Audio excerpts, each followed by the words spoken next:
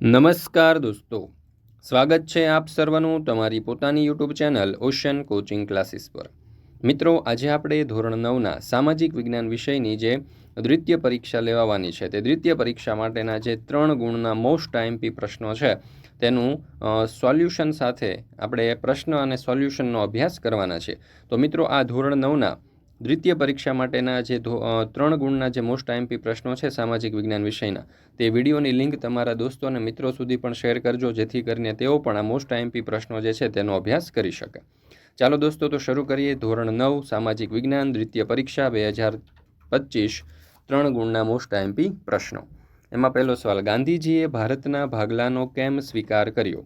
દરેક પ્રશ્નોના ઉત્તર પણ અહીંયા તમને આપેલા છે, તમે જોઈ શકો છો। પ્રશ્નનો ઉત્તર તમે છે તે અહીંયાથી અભ્યાસ કરી શકો છો વિડીયોને સ્ટોપ અથવા તો પોઝ કરીને। મિત્રો, ધોરણ 10ના સામાજિક વિજ્ઞાન વિષયની આ જે પ્રશ્નપત્ર છે તે પ્રશ્નપત્રનું સોલ્યુશન લિંક તમને નીચે ડિસ્ક્રિપ્શન બોક્સની અંદર મળી જશે, જ્યાંથી તમે જરૂરથી મેળવી લેજો।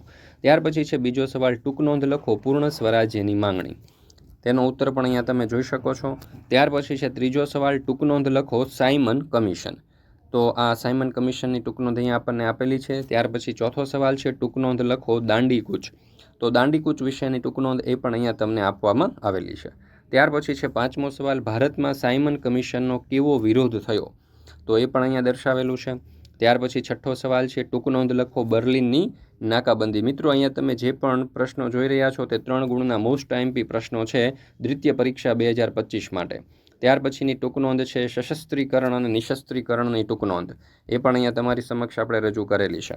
ત્યાર પછી 8મો સવાલ છે ક્યુબાની કટોકટીની ટૂંક નોંધ, તો એ પણ તમે જોઈ શકો છો। 9મો સવાલ છે, ટૂંક નોંધ લખો સોવિયત યુનિયનનું વિઘટન।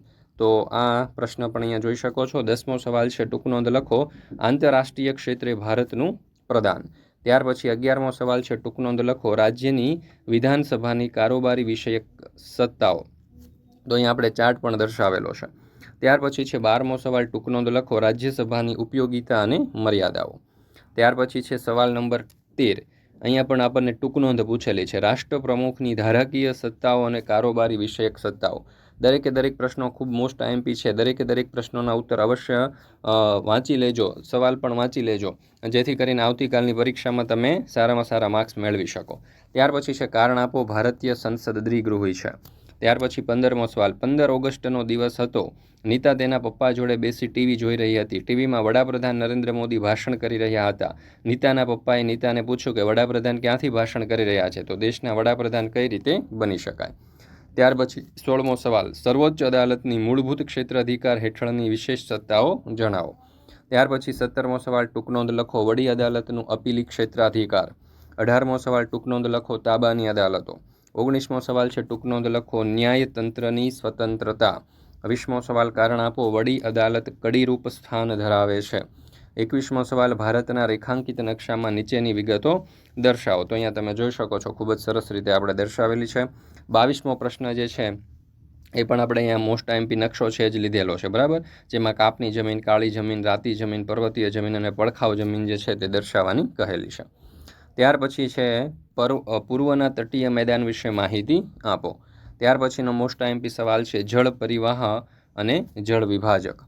ત્યાર પછીનો સવાલ છે હિમાલયની નદીઓ અને દ્વીપકલ્પીય નદીઓ, આ તફાવત જે છે એ પણ મોસ્ટ આઈએમપી છે।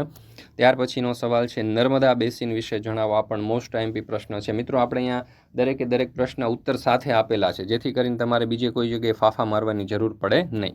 27મો સવાલ છે ભારતના રેખાંકિત નકશામાં નીચેની વિગતો દર્શાવો। ત્યાર પછી 28મો સવાલ છે ઋતુ પરિવર્તનની ઘટના કયા કારણોથી બને છે। 29મો સવાલ છે કે સમુદ્ર સપાટીથી ઊંચાઈ વધતા હવામાનમાં શા ફેરફારો થાય છે। 30મો સવાલ છે વ્યાપારી પવનો વિશે સમજ આપો। ત્યાર પછી 31મો સવાલ છે ભારતનું ઋતુચક્ર સમજાવો। તો મિત્રો, અહીંયા આપણે આ જે 3 ગુણના જે પ્રશ્નો છે તે પૂર્ણ કરીએ છીએ। તો મિત્રો, આ જે 3 ગુણના મોસ્ટ આઈએમપી પ્રશ્નો આપણે જોયા, દરેક પ્રશ્ન જે છે તે ખૂબ સારી રીતે તમે યાદ અને પાકો કરી લેજો, અને સાથે આ વિડીયો તમારા તમામ દોસ્તો અને મિત્રો સુધી પણ શેર કરી દેજો, જેથી કરીને તમારા તમામ મિત્રો જે છે એ પણ આ વિડીયો જે છે તેનો અભ્યાસ કરી શકે અને આ 3 ગુણના જે પ્રશ્ન છે તે સારામાં સારી રીતે લખી શકે।